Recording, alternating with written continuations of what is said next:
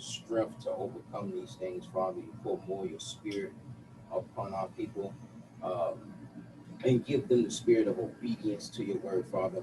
Make this word easy for our ears to hear and easy for our minds to apply and embed it in our hearts, Father. In Yahweh's name we pray. Hallelujah. Hallelujah. Now we're going to keep this thing G. Got kids in here. But biblical culture looking into harlots, whores, whoremongers, mistresses, concubines, and sodomites. All right. It's a cultural look of what was going on. We have our stance and how we view these certain things far as today goes. But back then it was dealt with almost the same, somewhat the same scene, but it's a little different. Sodomites, whoremongers, concubines. Again, we're just gonna look into all of these things. We're gonna see examples. Pretty much, we're gonna show examples of each of these items. Not really whoremongers. Just to go ahead and give you whoremongers. Whoremongers are dealing with male priests, male prostitutes that were in the temples. All right, it wasn't. I initially thought that whoremongers were just men who just loved women and, you know what I'm saying, was just fornicating. They got a text. It was all bread is sweet to whoremongers. They were in that. They would be available for pretty much any, you know what I'm saying, immoral sexual practice in those temples. So a lot of the prostitution, a lot of the harlotry went on in the temples, in those temples with those other deities. It was pretty much linked to that. Well, we'll start with jealousy. I know a lot of times, especially when we talk about polygamy, a lot of times to try to say that it's okay to justify it, they would say, well, our sisters today don't really have the mindset for the polygamy, but back then they weren't jealous like that and whatnot, and that ain't true. They had the same mindset as they have today. They didn't like it back then. It caused issues then, and it's gonna cause issues today. All right, we're gonna see some of the jealousy. See that those women were jealous of each other when that did happen. It wasn't just no happy, this my sister wife and da da da da. And we'll look at Sarah in Genesis 16, and we'll read 1 through 9. As I hit that record button for me, is it still up there?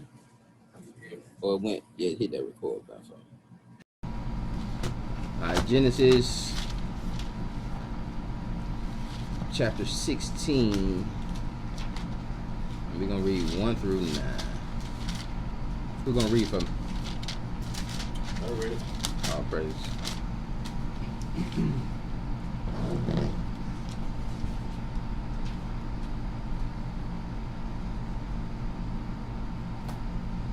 It's the book of Genesis, chapter 16 and verse 1. Now Sarai, Abraham's wife, bare him no children, and she had a handmaid, an Egyptian, whose name was Hagar. And Sarai said unto Abraham, Behold, now the Lord hath restrained me from bearing. Who had the handmaid? Who did the handmaid belong to? Hagar. Hagar was the handmaid. Sarai. It belonged to her. That's her handmaid. All right, given to her by her father. All right, and then one of the customs, if a woman were not able to bear you children, a lot of times she would give her handmaiden in order for her husband to have a seed to, carry on his inheritance. All right, but the handmaid belonged to Sarah. All right, keep going. The Lord hath restrained me from bearing. I pray thee, go in unto my maid. It may be that I may obtain children by her. Who children? Who's obtaining the children? Sarah. But who having the child? But Hagar. But she's giving Hagar to Abram so that she can have a child. So surrogacy. Huh? Surrogacy. surrogacy. Being a surrogate. Pretty much, exactly. And Abram hearkened to the voice of Sarai. Of course he did. Come on. And Sarai, Abram's wife, took Hagar, her maid, the Egyptian, after Abram had dwelt 10 years in the land of Canaan, and gave her to her husband Abram to be his wife. Yeah, after 10 years they weren't able to have no kids. She ended up giving Hagar to be his wife. Come on. And he went in unto Hagar, and she conceived. And when she saw that she had conceived, her mistress was despised in her eyes. And her mistress was despised in her eyes. After she conceived, and when she saw that her mistress was despised. What is a mistress? A what? You don't know? A side chick is what that's how we feel today, pretty much. That's what a mistress is. We're going to get into that, though. We're going to get into it. I think it's on the next slide. We'll figure out what a mistress is. But her mistress was despised in her eyes. Come on. And Sarai said unto Abram, my wrong be unto thee. And that's your hint there, because the mistress is Sarah now. The mistress to Hagar is Sarah. And Sarah went to Abram. Come on. I have given my maid into thy bosom. And when she saw that she had conceived, I was despised in her eyes. The Lord judge between me and thee. But Abram said unto Sarah, behold, thy maid is in thy hand. Do to her as it pleases thee. Abram said, your maid, that's your maid. She in your hands. Do what you gonna do, what you please to with her. Come on. And when Sarah dealt hardly with her, she fled from her face. And the angel of the Lord found her by a fountain of water in the wilderness, by the fountain in the way to Shur. And he said, Hagar, Sarah's maid, whence camest thou? And whither wilt thou go? And she said, I flee from the face of my mistress, Sarah. And the angel of the Lord said unto her, return to thy mistress, and submit thyself under her hand. All right, so we seen the Most High get involved in this issue in jealousy and one despising the other. And you see again, she said, I flee from the face of my mistress. And then you see the Most High telling her to go back and submit herself unto her mistress. Go back and submit yourself unto Sarah, who pretty much put you out. But we're just showing issues dealing with jealousy in those situations. In Genesis, let's look at Genesis chapter 30 with Rachel. And show too that, you know what I'm saying, like they didn't have the heart to do that also.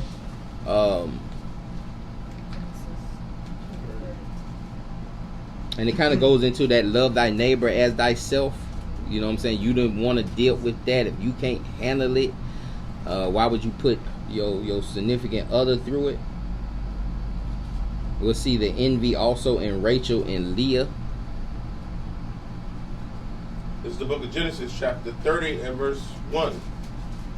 And when Rachel saw that she bare Jacob no children, Rachel envied her sister, and said unto Jacob, give me children, or else I die. When Rachel saw that she bare no children, Rachel envied her sister, and said unto Jacob, give me children, or else I die. Come on.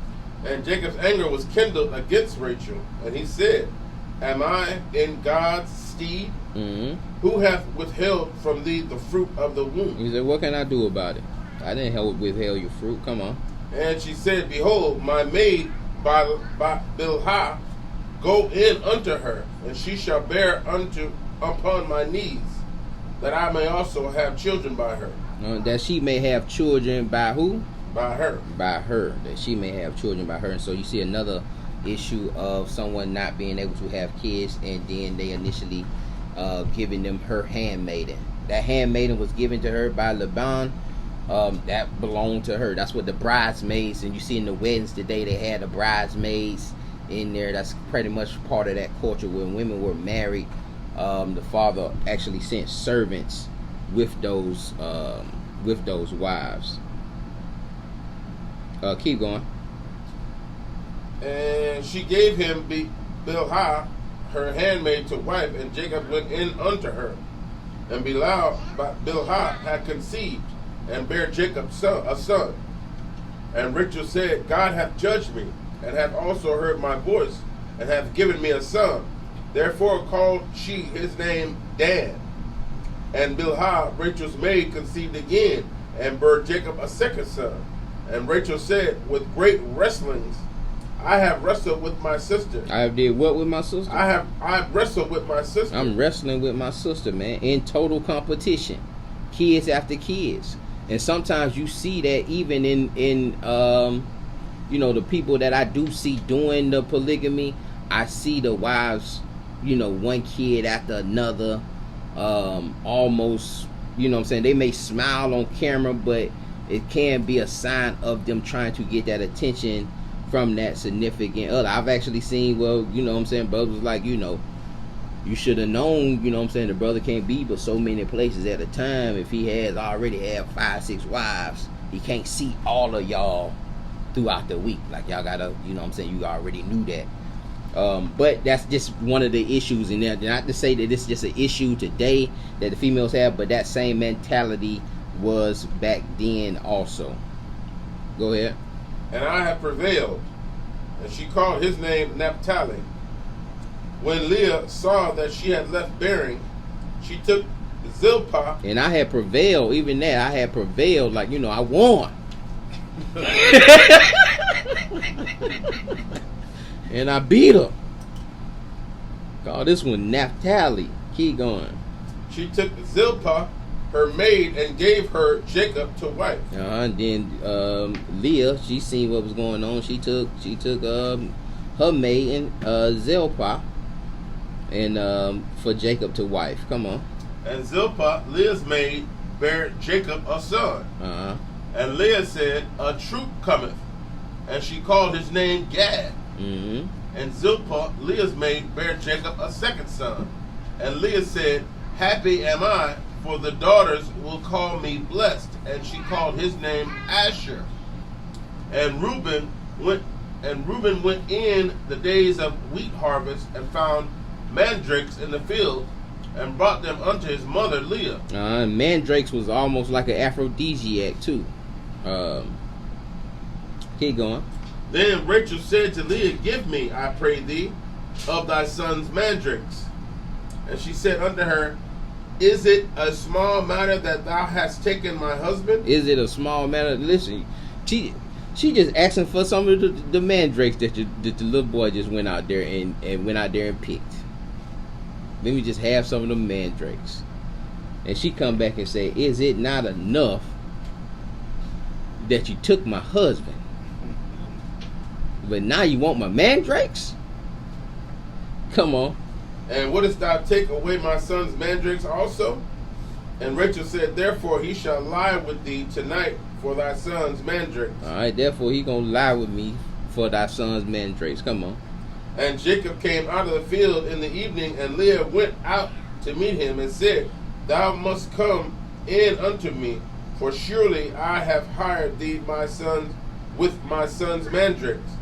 And he lay with her that night. So you see, and we see the issue of them sitting up here competing to the point of one selling. They pretty much, briding each other on their turn with Jacob. You know what I'm saying? Even getting the children involved. You know what I'm saying? Taking the son's man. And then this my son. This my son's mandrake. This ain't no whole family. Reuben's my son. This is my son's mandrakes. If he gonna give you some, then I need my husband tonight. And so we see again the jealousy issues. And so don't let nobody try to be a selling point where it was just the sisters today because of the the Romanized mentality of America. Nah, they couldn't deal with it. They could never deal with it. It was always an issue. It was always a jealousy problem, and it's so. Anybody wanna you got to play on both sides. You'll feel the exact same way. What's a mistress? Let's look at Psalms 123. In verse 2. I also have it there. Give a resh, lady, queen, mistress of servants. Pretty much the head of that servant. Psalms 123 and 2.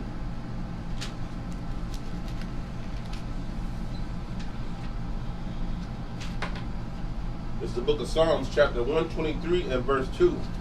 Behold, as the eyes of servants look unto the hand of their masters, and as the eyes of a maiden unto the hand of her mistress, so our eyes wait upon the Lord our God. It says, as the eyes of the maiden unto the hand of the mistress, as the servant's eyes unto their master, and as the eyes of the maiden unto her mistress. So that mistress was in control. That Sarah was the mistress of Hagar. She was pretty much Hagar's master, as Hagar needed to submit unto Sarah. All right. And so eyes wait upon the Lord our God until that we have mercy upon us. Look at Isaiah 24, just to seal, just another precept establishing the same thing.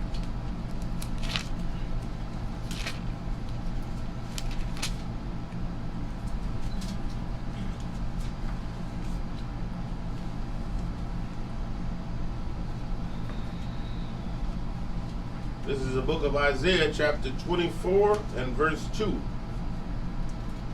And it shall be as with the people, so with the priest, as with the servant, so with his master, as with the maid, so with her mistress, as with the buyer, so with the seller, as with the lender, so with the borrower, as with the taker of usury, so with the giver of usury to him. All right, and so we just seeing the exact same thing, just like the Proverbs 21:7. The borrower is a servant to the lender.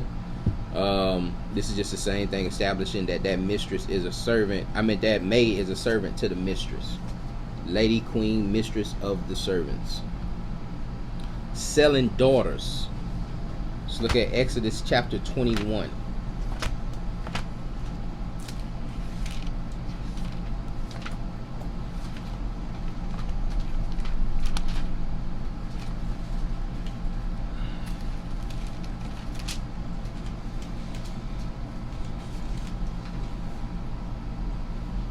This is the book of Exodus,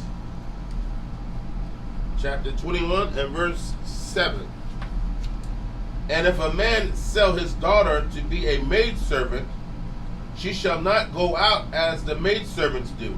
She should not go out like the men servants do. The men servants do, I'm sorry.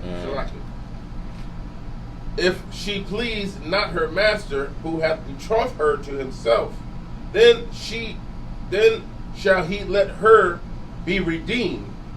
To sell her unto a strange nation, he shall have no power, seeing he hath dealt deceitfully with her. Seeing that he have dealt deceitfully with her, he can't sell her to another nation.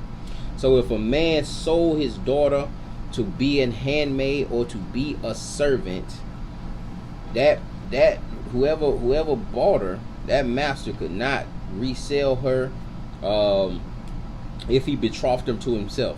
Now he can betroth her, and sometimes they'll take them in to say, I will marry her to someone else. Not to necessarily, she can be a manservant, he not touch her, and he can hold her to marry her to someone else or to marry her to his son. But if she does not be, she's not pleasing in his eyes, then he has to let her be redeemed, has to let her be go and be bought back. Either she can be bought back by her father, or be redeemed from somebody else. Right, but not somebody from a strange nation, not somebody outside of Israel. All right, keep going. And if he have betrothed her unto his son, he shall deal with her after the manner of daughters. And if he betroths her to his son, she is daughter-in-law. Keep going. If he take him another wife, her food, her raiment, and her duty of marriage shall not diminish. Shall he not diminish? And if he take her another wife, and it could be translated a couple different ways. But if he takes her another wife, or if he takes her and says, nah, I'm not going to, if he betroths her to the son, then be like, nah, I'm not going to give her to the son, and gives the son another wife, he still has to give her her due diligence as, you know what I'm saying, the duty of marriage. He still has to provide for her food, etc. What they call it when the woman get the alimony. All right, he still gotta give her alimony if he takes another wife. Keep going. And if he do not these three under her, then shall she go out free without money. And then if she don't do those things, then she's legal to leave without having to pay anything, without having to have anyone redeem her. But this was a practice in Israel, and one of the reasons I show you this is because you can't just take pieces of what we did culturally and say, okay, well, this was okay, but then nobody's talking about selling their daughters into servitude. Nobody's saying, well, you know, I don't mind selling my daughter to you to be, you know what I'm saying, a servant for 7 years. And as the maid servants go, I don't know if I put that in here, but there is a 7-year a release after 6 years. Let me make sure I didn't put it. Well, I did put it in here. Deuteronomy chapter 15. And what we're going to see here is that our forefathers, you look to them far as their faith. But their moral character, they're not an example morally. They're not examples morally. But faith-wise, that's where the examples come in at. You're not going to morally look at David, who sent something that was a murderer. He pretty much murdered this man. And an adulterer. Or Solomon with 700 wives, 300 concubines, who let all that, you know what I'm saying, that all of those other idols come into the temple.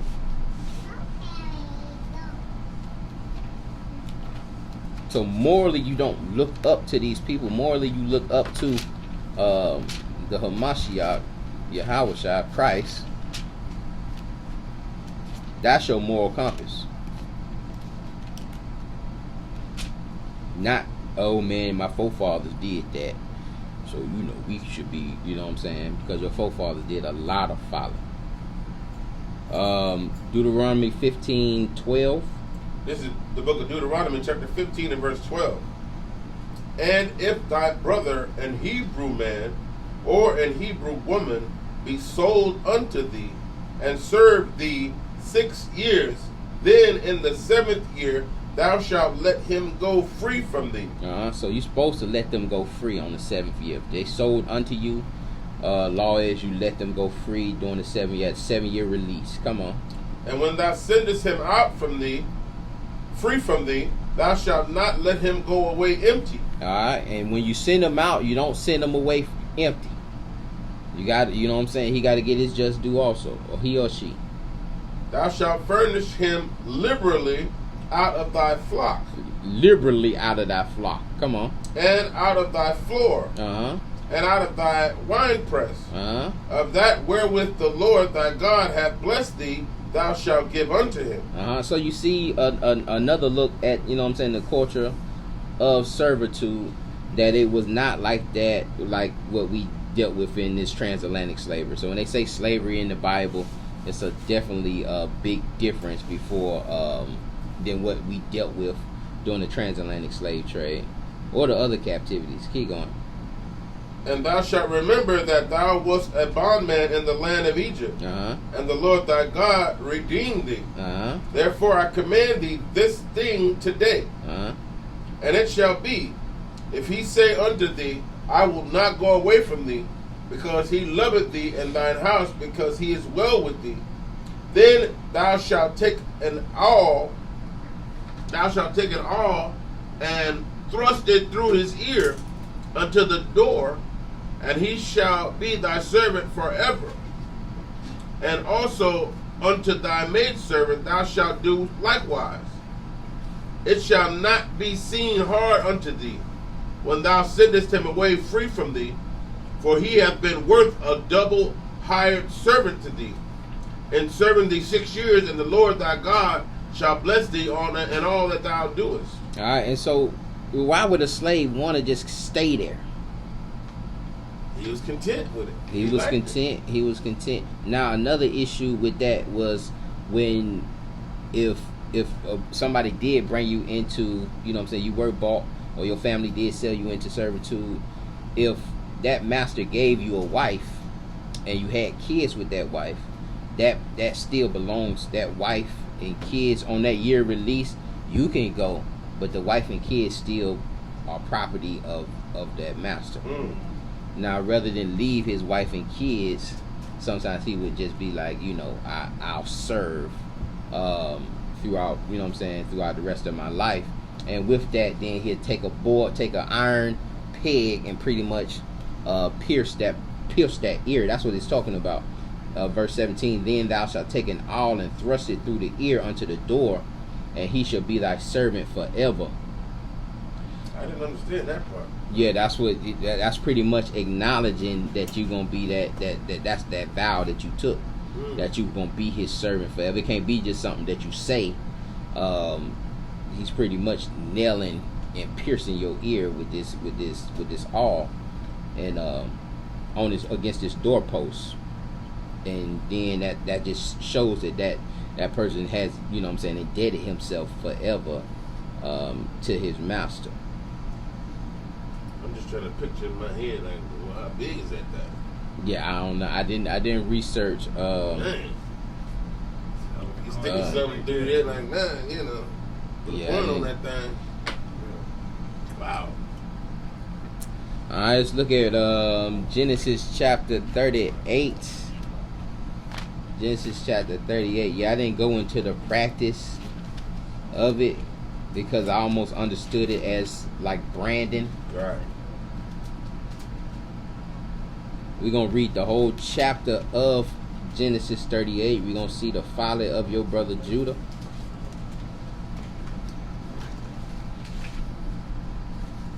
We're going to see the folly of your brother Judah. And we're going to see, again, some more cultural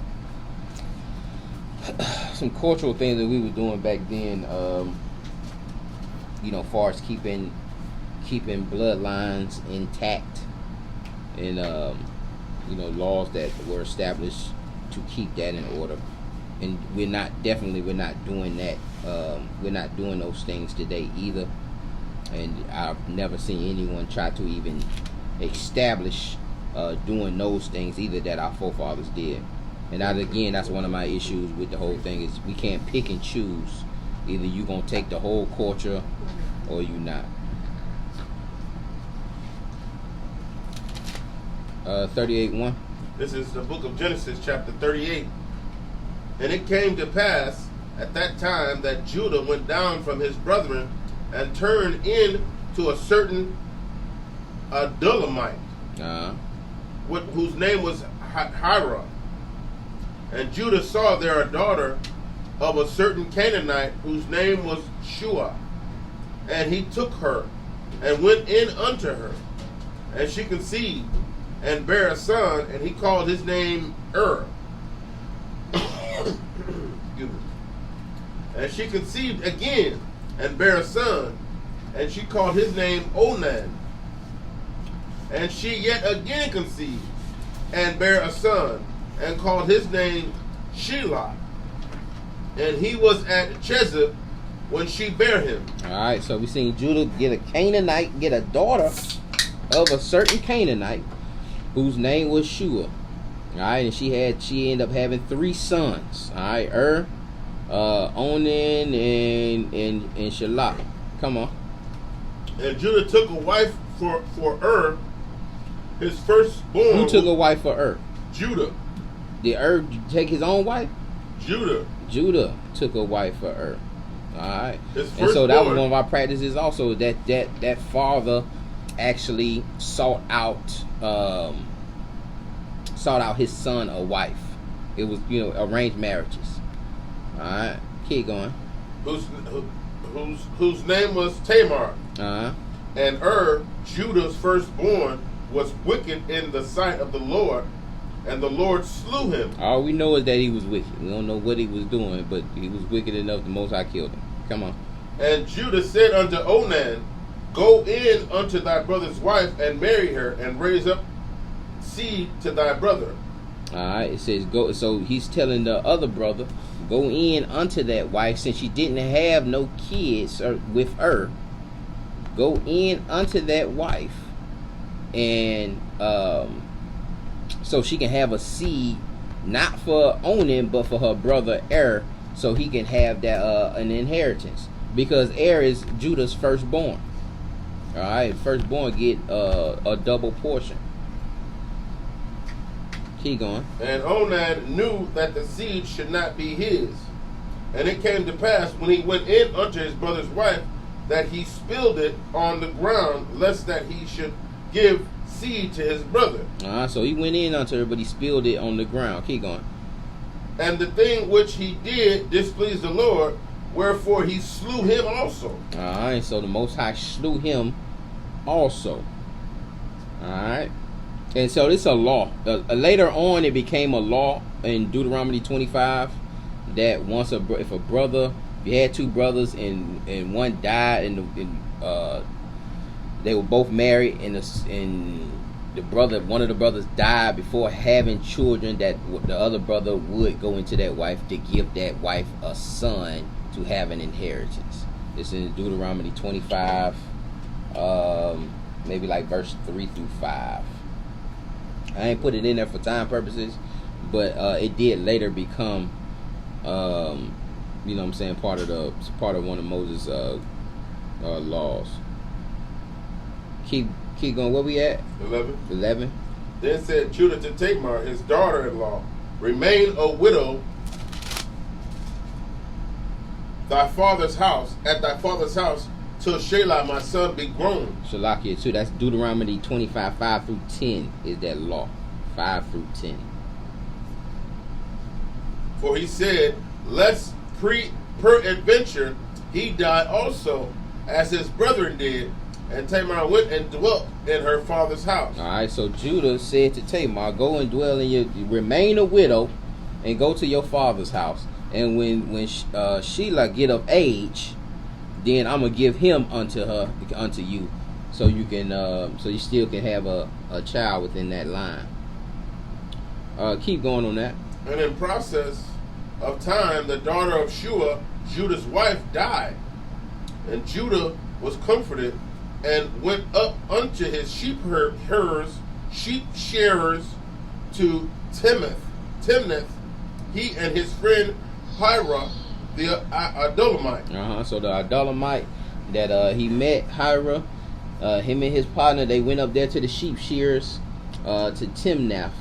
And at this point, Judah's wife has died, so there will not be any more children. Shelah is his last son. Alright, so at this point, he may have had a certain intentions at first, but now since those complications have happened, he's a little suspect about giving Shelah to Tamar. Keep going.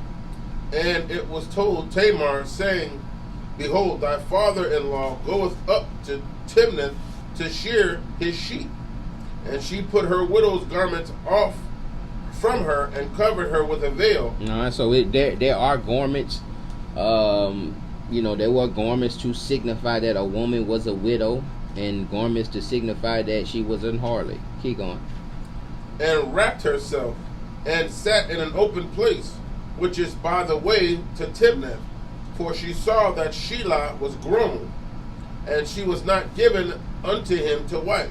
So Tamar sees that son is grown now, and he still haven't been given to her to be his wife.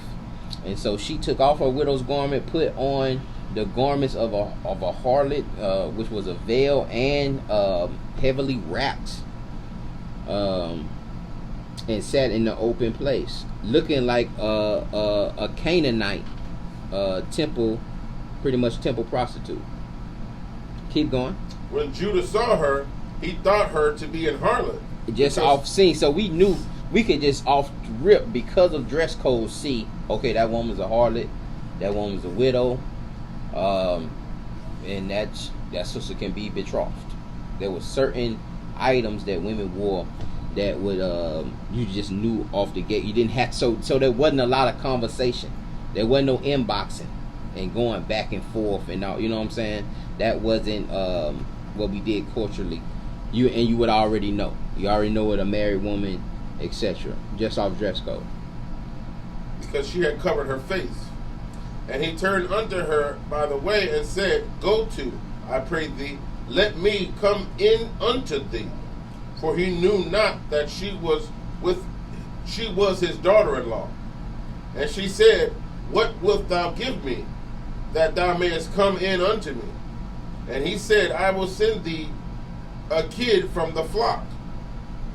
And she said, Wilt thou give me a pledge till thou send it? And he said, What pledge shall I give thee? And she said, Thy signet, and thy bracelets, and thy staff that is in thine hand. And he gave it to her, and he gave it her, and came in unto her, and she conceived by him. All right, and so she wanted a pledge. She wanted a down payment, and that down payment was his signet, his bracelets, and his staff. All right, that signet pretty much symbolizing his inheritance, pretty much. And you know what I'm saying, they did what they did, and she conceived. Verse 19. And she arose and went away and laid by her veil from her, and put on the garments of her widowhood. And Judah sent the kid by the hand of his friend. Now look at Judah, the Adulamite. Now instead of him going up there himself, he sent his partner with the sheep that he promised. And why he do that? Is he ashamed? He was ashamed, right? He was ashamed. He's like, man, you ain't do this favor for me. Go up there. I was with this harlot. You know what I'm saying? Take the sheep up there for him. Go ahead. Still didn't realize that this was his. Nah, he still don't know that yet. Wow. The Adulamite to receive his pledge from the woman's hand, but he found her not.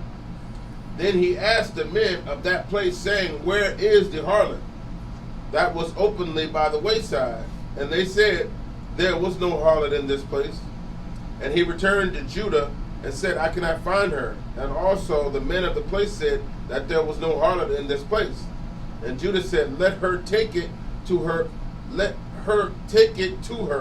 lest we be shamed. Behold, I sent this kid, and thou hast not found her. And it came to pass about 3 months after that it was told Judah, saying, Tamar, thy daughter-in-law, hath played the harlot. All right, so now 3 months later, Judah learns that Tamar has played the harlot. Come on, watch what Judah say. And also, behold, she is with child by whoredom. She is with child by whoredom. And Judah said, Bring her forth, and let her be burnt. And Judah said, Bring her forth, and let her be burned. My daughter-in-law. She a whore, let her be burned. Come on. When she was brought forth, she sent to her father-in-law, saying, By the man who these are. All right, so they asked her, well, who were you pregnant by? And when they sent for her, and she said, by the man who these are. And she's showing them the bracelet and the signet and the staff. Keep going. And I am with child. And she said, Discern, I pray thee, whose are these? The signet and bracelets and staff. And Judah acknowledged them and said, She hath been more righteous than I, because that I gave her not to Shelah my son, and he knew her again no more. And he knew her again no more, but she was more righteous than him because he understood that he promised, and he broke that promise to give Shelah his son. But after that, he didn't know her. He didn't conceive with her anymore. Keep going on that though. Watch what happens. And it came to pass when she travailed that the one put out his hand. Now this Jacob we talking about now. Alright. Esau and Jacob, keep that in mind. Fighting in the womb, keep that in mind.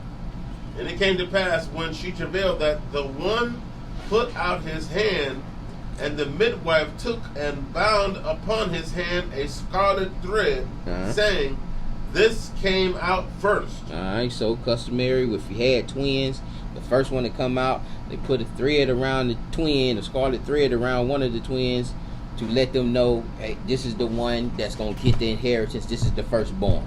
All right, to go ahead and establish that. Keep going. And it came to pass, as he drew back his hand, that behold, his brother came out. And she said, how hast thou broken forth? This breach be upon thee. Therefore his name was called Pharez. And afterwards came out his brother that had the scarlet thread upon his hand, and his name was called Zerah. All right, so again, it's kind of symbolic where you see the Esau, Jacob getting the inheritance, even though he was the second born.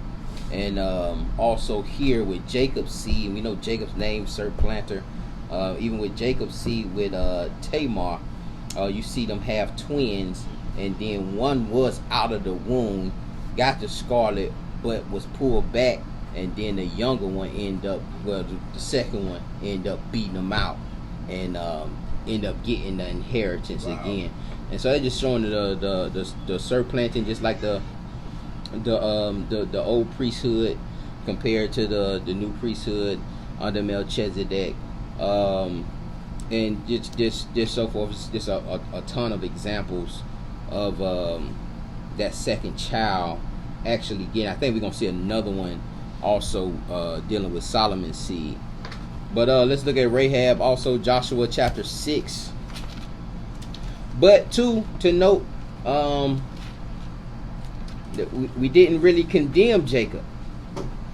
We didn't condemn Jacob for dealing with he was never questioned about dealing with a harlot. But they wanted to burn Tamar.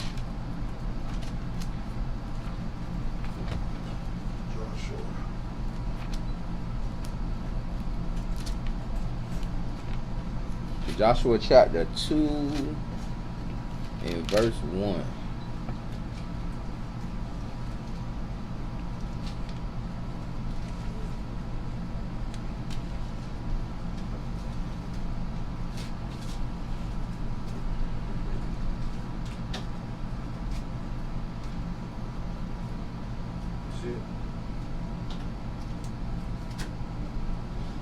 This is the book of Joshua, chapter 2 and verse 1. And Joshua, the son of Nun, sent out a Shittim, 2 men to spy secretly, saying, go view the land, even Jericho. And they went and came into an harlot's house named Rahab, and lodged there. Alright, so I just wanted that. I'm pretty sure we're familiar with Rahab hiding them from those spies. I mean, hiding the 2 spies. But just to show that, you know, they went into a harlot's house and were saved by an harlot. And this harlot was end up being saved, wasn't condemned really for her harlotry. And we see that she's even spoke of in her faith later in Hebrews. We'll look at that in Hebrews chapter 11 and verse 31. But Joshua sent out 2 spies to peep out Jericho before we went to war. And those 2 spies got in a little scramble, needed to be hid out. They hid out in a harlot's house, and that harlot lied to keep those brothers safe, and returned. And in return, her life was spared. Hebrews 11 and verse 31, and we'll see we'll still be talking about this harlot. This is the book of Hebrews, chapter 11 and verse 31. By faith, the harlot Rahab perished not with them that believed not, when she had received the spies with peace. All right, let's look at James chapter 2 verse 25. She didn't perish, and like I say, she's in that she's in the book of faith, in that Hebrews 11, as an harlot. All right, but she received those spies with peace, and so we'll remember her forever, even though she was an harlot. James 2:25. This is the book of James, chapter 2 and verse 25. Everybody there? Likewise also was not Rahab the harlot justified by works when she had received the messengers and had sent them out another way.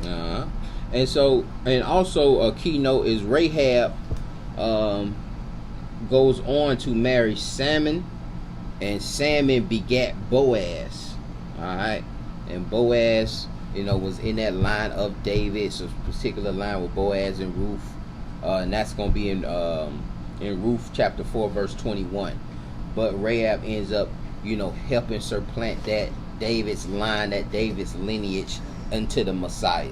All right, and that's what that whole Tamar situation also with Judah was, because he was the Messiah was to come out of Judah. That bloodline had to be refreshed when those two brothers died. Still had to be that bloodline going. So that's why the Most High was important that Judah actually got that seed and continued that seed on. But he didn't do it with Sheila, but it was end up being a forced issue with Tamar.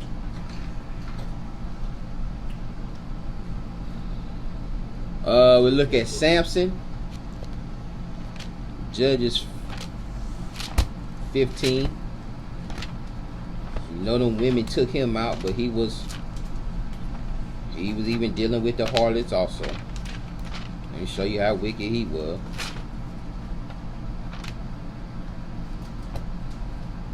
It's the book of Judges, chapter 15 and verse 14. All right, 14, and then drop down to 16:1.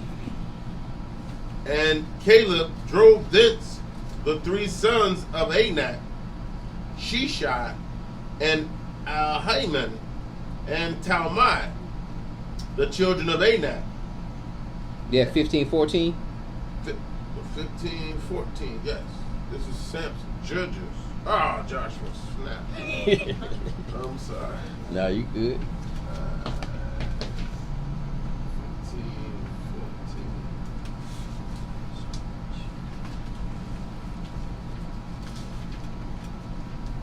Okay, this is the book of Judges, chapter 15 and verse 14.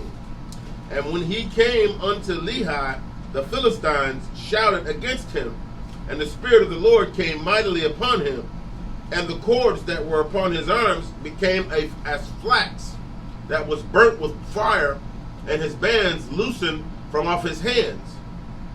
All right, so we've seen the Spirit of the Lord come upon Samson, and the flax that the cords end up looking like flax that were burnt with fire, and the bands loose from his arms. And that's another. I know we did a class a while back about us thinking that Samson was this great, strong, and mighty person. A lot of times this is displayed this way, but that's not in the text. The Philistines came and asked Samson where did he get his strength from. So evidently they didn't see his strength. They wanted to know how are you so strong. And also every time he did a great stunt, you see the Spirit of the Lord coming upon him, and then these great things actually happen. So but even here you see the cord actually it looked like it burned into fire, and then he was able to break loose. You probably see in some comic book or something drawn or something, you'll see Samson just like he's strong and he done broke himself loose. But the Most High was there in all of those activities. But I just wanted to deal with that Spirit of the Lord coming behind him, and then he ended up getting this jawbone and smiting all these people. But watch what he do right after that in chapter 16 and verse 1. This is the book of Judges 16 and 1. Then went Samson to Gaza, and saw there an harlot, and went in unto her. And it was told that Gazites, saying, Samson is come hither, and they compassed him in, and laid wait for him all night in the gate of the city, and were quiet all the night, saying, in the morning when it is day we shall kill him. Alright, and so we seen Samson going into a harlot right after the Spirit had just came upon him. Before he settled in, he needed to sleep with a harlot. But we don't see any rebuke or Samson being condemned about doing this. Alright. Let's look at Hosea chapter 1 and verse 3. And you just look at Hosea being commanded to marry a harlot. Hosea 1, verse 2 and 3.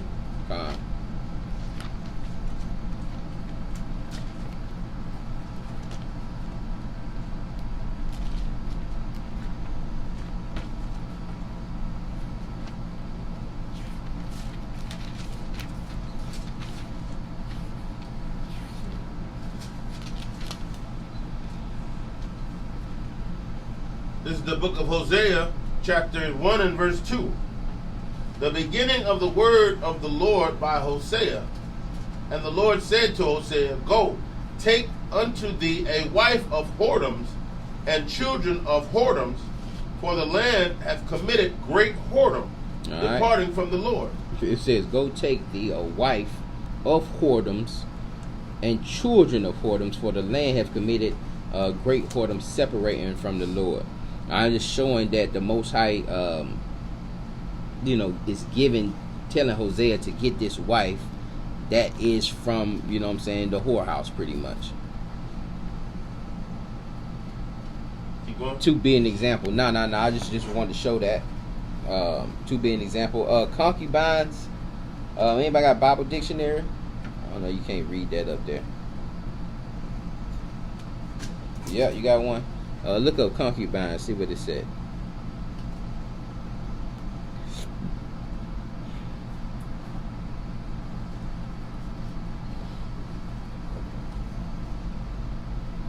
This is just a regular definition, like a Webster dictionary. A woman who lives with a man that has a lower status than a wife or wives. Sometimes it's just a wife without a covenant, that doesn't have a covenant, so it's not bound by that covenant with that man.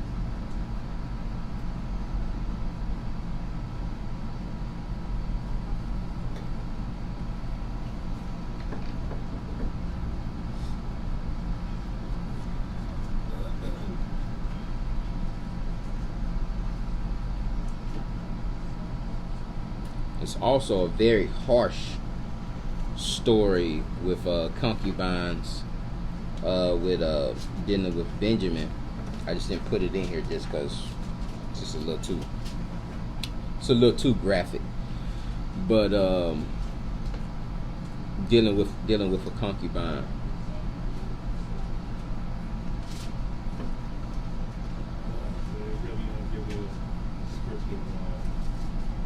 It's very little on concubines in their operations. Very little on it.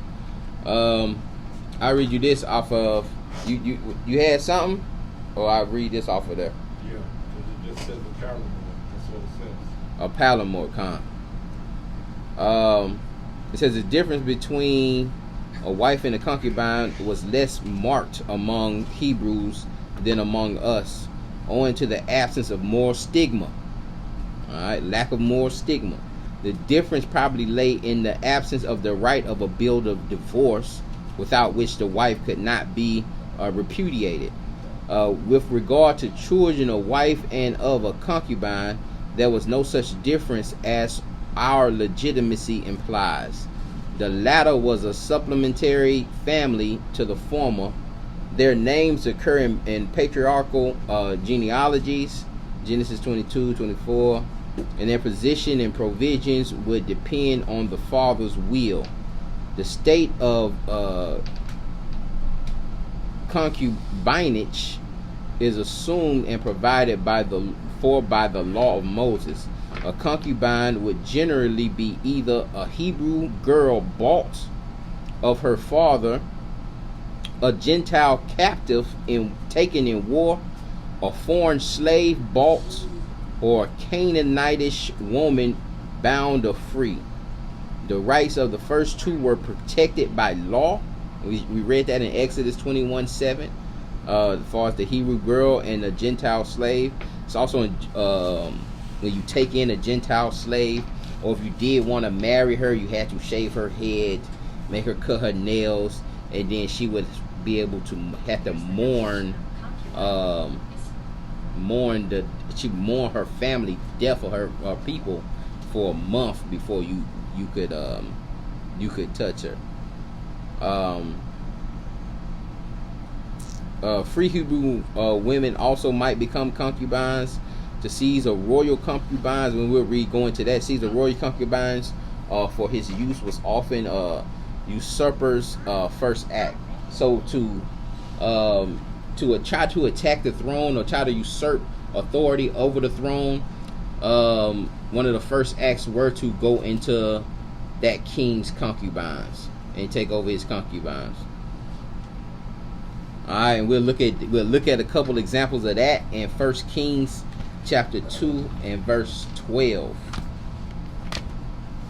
So a lot of times a concubine was usually bought. Just, went to the slave market and just, bought you a concubine.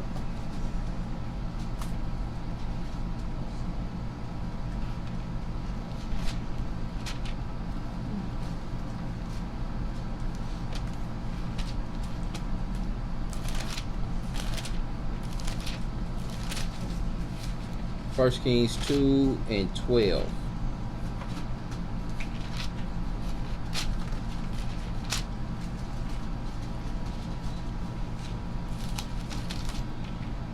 This is the book of 1 Kings, chapters 2 and verse 12. Then sat Solomon upon the throne of David, his father, and his kingdom was established greatly. And Adonijah, the son of Haggith, came to Bathsheba, the mother of Solomon, and she said, Comest thou peaceably? And he said, Peaceably. He said, Moreover, I have somewhat to say unto thee.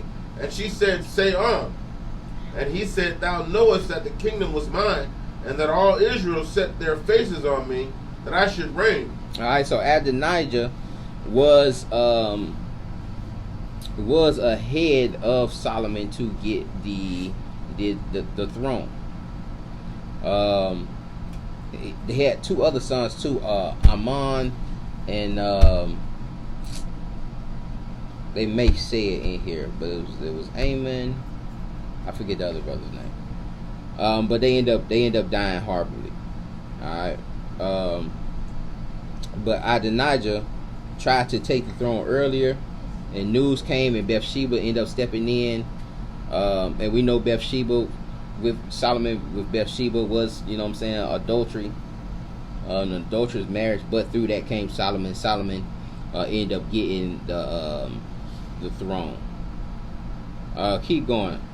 Howbeit the kingdom is turned about, and is become my brother's, for it was his from the Lord. And now I ask one petition of thee, deny me not. And she said unto him, Say on. And he said, Speak, I pray thee, unto Solomon the king. All right, so did she know this Solomon's mother now? He done went to Solomon's mom and said, I'm supposed to have the throne, and you know how the Lord just gave him the throne or whatever, but I just got one more favor. Just ask the king to do this one favor for me. And what was that favor? Keep going. I pray thee, and he said, Speak, I pray thee, unto Solomon the king, for he will not say thee nay, that he give me Abishag and Shunammite to wife. That he give me Ashpagad, a Shunammite to wife. All right, keep going. And Bathsheba said, Well, I will speak for thee unto the king. Bathsheba therefore went unto King Solomon to speak unto him for Adonijah. And the king rose up to meet her, and bowed himself unto her, and sat down on his throne, and caused a seat to be set for the king's mother. And she sat on his right hand. Then she said, I desire one small petition of thee. I pray thee, say me not nay. And the king said unto her,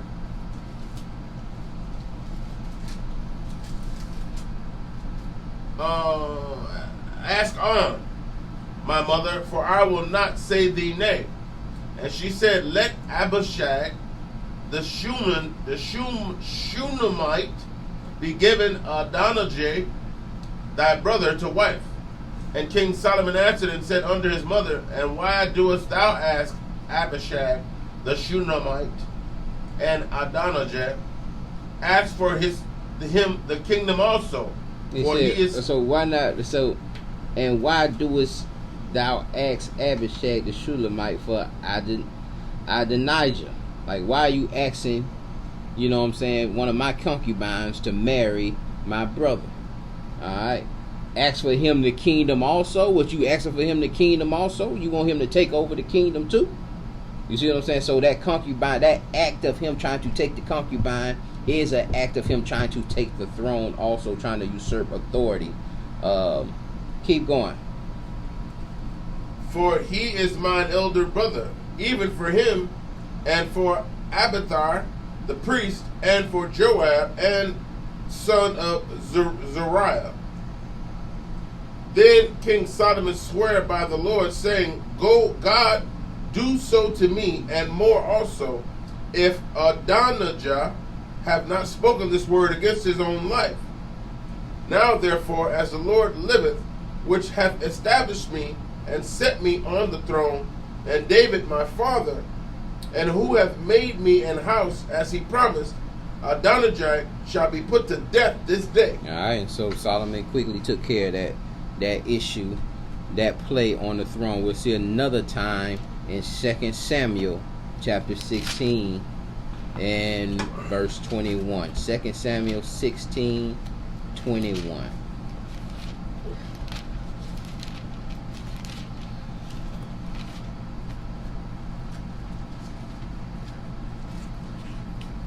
And that was Solomon. Then you got David's David, you know what I'm saying, being pursued. And Absalom, that was his name, Shalakiah, yeah, Absalom. Tried to do the same thing to David. This is 2 Samuel chapter 16 and verse 21. And these are the same brothers. Keep going. And Ahithophel said unto Absalom, Go in unto thy father's concubines, which he hath left to keep the house, and all Israel shall hear that thou art abhorred of thy father. Then shall the hands of all that are with thee be strong. So they gonna get strengthened. Your numbers are gonna increase once they see that you done went into your father's concubines. They gonna know that you have abhorred the authority of your father. All right, keep going. So they spread Absalom a tent upon the top of the house, and Absalom went in unto his father's concubines in the sight of all Israel. And the counsel of Ahithophel, which he counseled in those days, was as if a man had inquired at the oracle of God. So was all the counsel of Ahithophel, both with David and with Absalom. All right, so Ahithophel, you know what I'm saying, was a very prominent person around that time that gave counsel, and his counsel was pretty much equivalent to being an oracle, one that inquired from the oracle of God. But we see the same thing, trying to usurp authority, go sleep with his concubines, and that was the advice that he gave Absalom to try to take over David's throne. Let's look at the laws in Torah, Leviticus 19.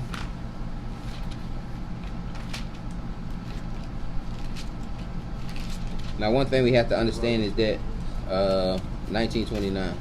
The thing we have to understand that there are every law doesn't require a sacrifice. Every sin doesn't require a sacrifice. Every sin doesn't require blood. Like, what's the judgment for eating pork?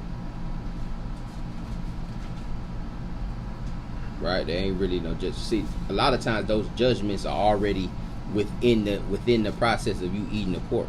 Your judgment is within that, far as you getting sick, or you know what I'm saying, getting high blood pressure, diabetes, dying fast, body deteriorating, etc. All right, there's no judgment specifically that's where we gonna take you out, we gonna stone you to death for eating pork. And that same issue is with harlotry also. There's no judgment for, you seen, nobody was condemned back then. There's no judgment for it, unless she was the wife or the daughter of a priest. In that case, you would be burnt. That woman would be burnt. If a daughter of a priest went into harlotry, she would be burnt. And I think that's where Jacob pretty much came in, where the law wasn't there then, but he was still like, man, go ahead and burn her. But later, as far as the Levites go, she had to marry a virgin, etc. And if she, because that harlotry went into temple worship, it was pretty much connected. All harlotry was connected pretty much to temple worship. She would have to be burnt. But besides that, there's no other judgment for that, especially for the man doing it. There's no judgment. But that doesn't mean that there's no consequences that come with doing it, right? Just because there's no judgment for eating pork, doesn't mean there's no consequences also that come with that. And you know what I'm saying, we're gonna see that you're definitely not gonna you can't get in the kingdom doing these things. Leviticus 19:29, so we'll look at the law against it. This is the book of Leviticus, chapter 19 and verse 29. Do not prostitute thy daughter. It says, do not prostitute thy daughter. And see, that's why you have to go out here and write. These laws came out because of what we were doing. We were selling our daughters into prostitution. All right, we were selling our daughters into prostitution. And we kind of easing back into that today.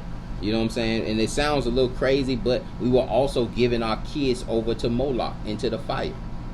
All right, to worship Moloch. So it wouldn't be a small thing it wouldn't be something to take your kid into prostitution, especially if you're trying to make money off of that daughter. You know what I'm saying? Making merchandise of the people. But it says, do not prostitute thy daughter to cause her to be a whore. Come on. Lest the land fall to whoredom, and the land become full of wickedness. And the land become full of wickedness. And the land become full of wickedness. It's really a direct link to the man. Right? It's a direct link to the man, because the man would be the one that would be selling his daughter.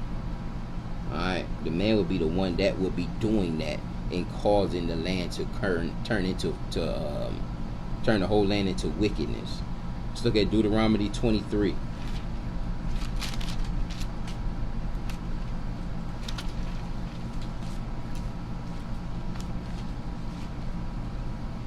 Look up sodomite in the I don't think I put that in there. Look up sodomite for me in the Bible dictionary. Let's see what we got.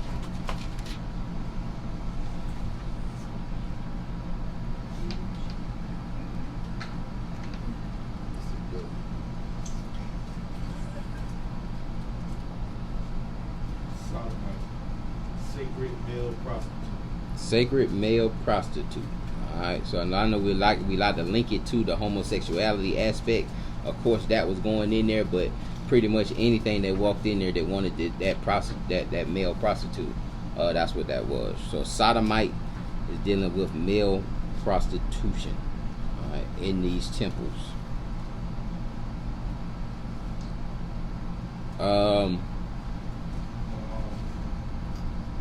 Hebrews 69:45 is sacred person, devotee by prostitution to licentiousness, idolatry, sodomite, unclean. Alright. So again, that stuff is linked to that temple worship. What was that? Deuteronomy 23, 17, 18? This is Deuteronomy chapter 23 and verse 17. There shall be no whore of the daughters of Israel, nor a sodomite of the sons of Israel. Alright, nor a whore, nor sodomites. Keep going. Thou shalt not bring the hire of a whore or the price of a dog into the house of the Lord thy God Uh-huh. for any vow. For even both these are abomination unto the Lord thy God. Both of these are abomination, because you've been out here serving yourself as this temple prostitute to another deity. You can't come into the house of the Lord and try to make any kind of vow. This thing is an abomination to the Most High. It's disgusting to the Most High. All right. Let's look at Leviticus 21:9.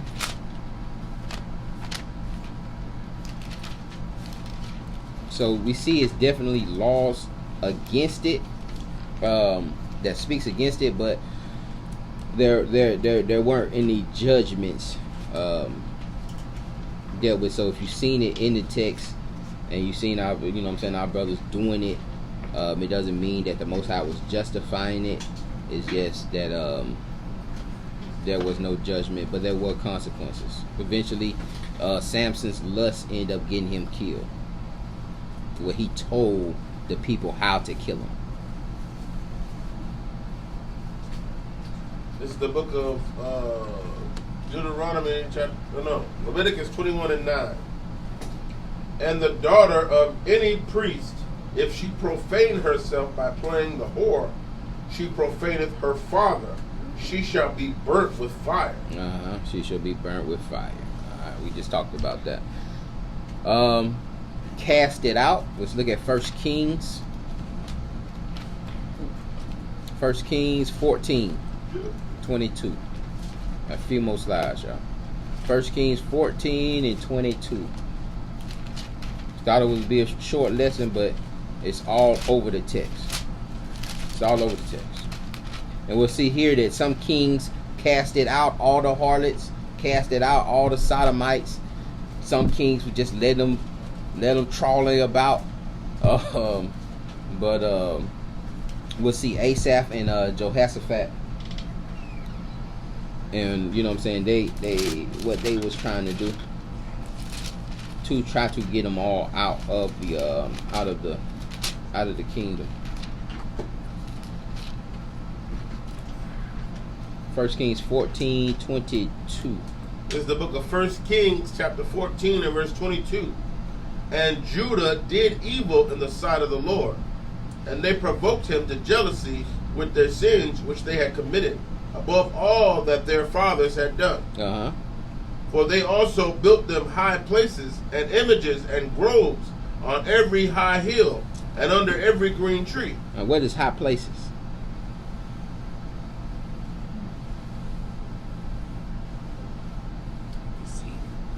High places. They built them high places. They built them high places and images and groves. Temples. Like temples, like pagan worship places. But they will always build them on high places. Again, I'm gonna get that class out on the on those mountains we know not what we worship. But they usually built those temples and those altars on high places, high groves. Keep going.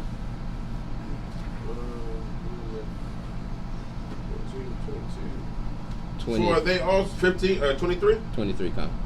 For they also built them high places and images and groves on every high hill and under every green tree. And there were also sodomites in the land. And there were sodomites in the land. Come on. And they did according to all the abominations of the nations which the Lord cast out before the children of Israel. And they did all the abominations. And this is under Rehoboam's reign. Alright, and Judah's wickedness. And the Most High cast these nations out. But these sodomites and these was in these high places that were built, serving these images. And doing that sodomy, man, doing those abominable acts according to the Most High. Let's look at 1 Kings chapter 15 and verse 11. This is 1 Kings 15 and 11. And Asa did that which was right in the eyes of the Lord, as did David his father. And he took away the sodomites out of the land and removed all the idols that his fathers had made. All right, he took away the sodomites out of the land. He banished them. He banished the ritual sodomites. And keep going. That's all I wanted. I think that's all I wanted. He took away the sodomites out of the land and removed the idols that his fathers had made. All right, let's look at 1 Kings 22. So we seen Asa banish them out of the land. He didn't get all of them, but he did banish them out of the land. And he didn't kill them. He didn't kill them, but he did get them out of the land to keep that whoredom and that wickedness out of the land. Serving, selling your daughters to these temples to be prostitutes. And you actually see that today in Indian culture. They have a problem with the young girls going into temples, into the temple prostitution. They still doing it to this day. I think I got a couple of news articles. I ain't putting them in here, but 1 Kings 22, 42. This is the book of 1 Kings, chapter 22 and verse 42. Jehoshaphat was 35 years old when he began to reign, and he reigned 25 years in Jerusalem. And his mother's name was Azubah, the daughter of Shilhi. And he walked in all the ways of Asa, his father. He walked in all the ways of Asaph, his father. Come on. He turned not aside from it, doing that which was right in the eyes of the Lord. Nevertheless, the high places were not taken away. Nevertheless, the high places were not taken away. Come on. For the people offered and burnt incense yet in the high places. And Jehoshaphat made peace with the kings of Israel. Now the rest of the acts of Jehoshaphat and his might that he showed, and now he warred. And now he warred. Come on. Are they not written in the book of Chronicles of the kings of Judah? Now, are they not written in the book of the Chronicles of the king of Judah? All right. Now, some Edomite may write a book called the Chronicles of the Kingdom of Judah, and try to say, well, look, see here, you got the Chronicles of the book of the Kingdom of Judah. It's just we don't have that text. You don't have the original text. You don't have it anymore. But that's how some of these books end up coming about. Is they see them in the text, and there was a Chronicles of Kingdom of Judah. Evidently, there was a Chronicles of the Kingdom of Judah, and in there were the kings and the acts that the kings had did. Just like on the Egyptian walls, they have a lot of the acts that the kings had did. And some kings wipe out some kings' information, etc. But it probably wasn't but one book. Probably wasn't but one book that stayed among that king. Anyway, we don't have that, but that's just to show you that somehow that some of these books end up coming about. Keep going. And the remnant of the Sodomites, which remained in the days of his father Asa, he took out of the land. All right, so there was a remnant of Sodomites that was still in the land. He ended up casting them out. All right. Proverbs chapter 7, verse 6. The ways of an harlot. I think it's one more slide after this, or it may be the last slide. Proverbs 7 and 6.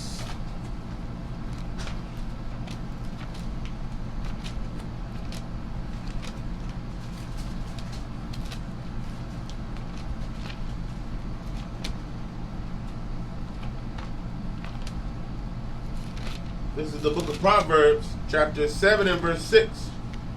For at the window of my house I looked through my casement, and beheld among the simple ones, I discerned among the youths a young man void of understanding, passing through the street near her corner, and he went the way to her house.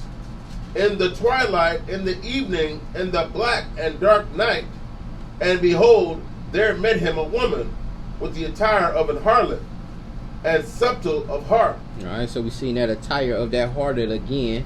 All right, keep going. She is loud and stubborn. Her feet abide not in her house. She loud, stubborn, feet abide not in her house. Keep going. Now is she without, now in every street, and lieth in wait at every corner. So she caught him and kissed him, and with an impudent face said unto him, I have peace offerings with me. This day have I paid my vows. Therefore came I forth to meet thee, diligently to seek thy face, and I have found thee. I have decked my bed with coverings of tapestry, with carved works, with fine linen of Egypt. I have perfumed my bed with myrrh, aloes, and cinnamon. Come, let us take our fill of love unto the morning. Let us solace ourselves with love. For the good man is not at home, he is gone a long journey. Who the good man? Her husband. Okay. Come on. He had taken a bag of money with him and will come home at the day appointed. He'll come home at the day appointed. Do you got in your middle, in that middle text, do you got a... or new moon. Or what? The new moon. Or new moon. He will come back at the new moon. That's all you got on yours? Yep. Look what I got on mine. I got it highlighted. That word there is kisi in the Hebrew. You see it? At the new moon. Wait, where you at? It's in blue in the middle. Yeah, and at the new or full moon. At the new or full moon. At the new or full moon. Alright, so the time appointed is kisi. It's also in the blow your trumpet at the during the new moon. At the time appointed, if you look in the Hebrew, at the time appointed is kisi. That is full moon. That's full moon. So they'll try to tell you that it's not full moon in the text, but the text blatantly says full moon. It's also another precept for that in second Esdras. When we do a moon class or somebody try to come up with it, we'll bring it out, where they met at the time appointed, and that time appointed was the first day of the month, which is kisi, new moon. But that was just another side note. But he won't be home until the new moon. All right, keep going. With her much fair speech she caused him to yield, and with the flattering of her lips she forced him. He goeth after her straightway, as an ox goeth to the slaughter, or as a fool to the correction of the stocks, till a dart strike through his liver, as a bird hasteth to the snare, and knoweth not that it is for his life.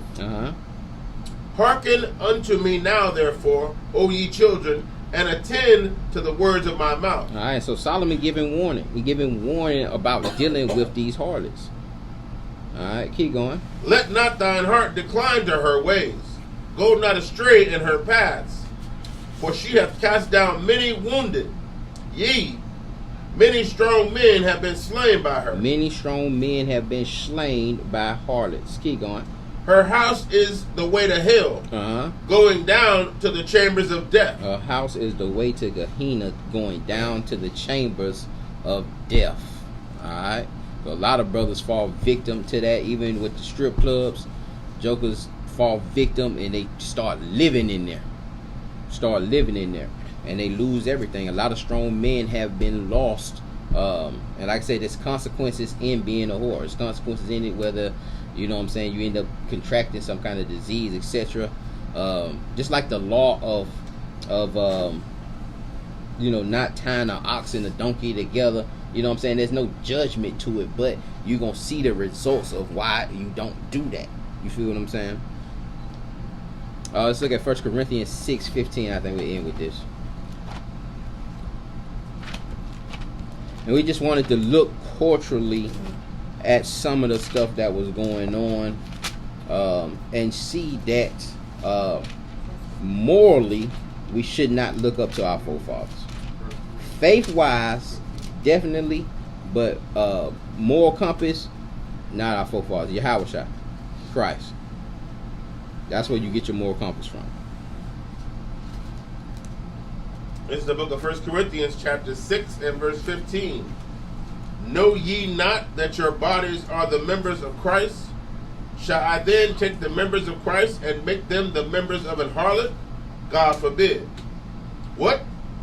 Know ye not that he which is joined to an harlot is one body? Yeah, he that's joined to a harlot is one body. Come on. For two, saith he, shall be one flesh. It says, two saith he shall be one flesh. Come on. But he that is joined unto a Lord is one spirit. Flee fornication. Every sin that a man doeth is without the body. But he that committeth fornication sinneth against his own body. What? Know ye not that your body is the temple of the Holy Ghost, which is in you, which ye have of God, and ye are not your own? For ye are bought with a price. Therefore glorify God in your body and in your spirit, which is God. All right, so we know those two shall be one flesh, and that's pretty much that's your basis for marriage. It was reestablished again once Christ came, but you know what I'm saying, through the hardness of our hearts, Moses permitted certain moral compasses, but the best way to establish marriage or to look at marriage is through the Most High and his love for Israel and his marriage to Israel. That's your best example, and how he initially started it, and how Yahushua came back. Two shall be one flesh. Alright, and with that, we're going to say shalom. Anybody had anything to add or to come back? I really didn't want to make it a marriage thing. I got a whole marriage class, but just more so just to look at the culture of the harlots and the whoremongers and Sodomites. the what? Sodomites. And sodomites and concubines, etc. Alright, with that we say shalom.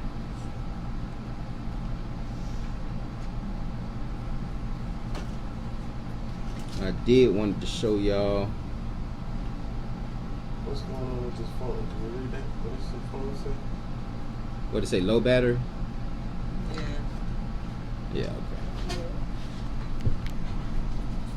You see that right there? More than 250,000 underage girls serve as temple prostitutes in India and Nepal.